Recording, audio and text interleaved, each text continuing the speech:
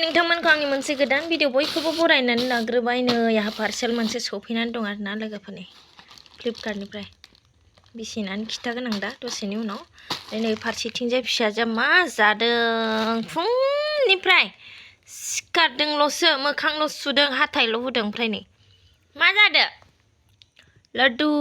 मा मेथाइ दिहुनजोबना लादो नै इथिं आरो सिरा एवनाय जाया बियो ओरैनोसो नैबे आलुनि चिप्स आरोना जाया बे एसेल' जागोन बे ब्रेड लाना फैदो नै स्लाइस नैथिंबो दं दे जल्दी जा दे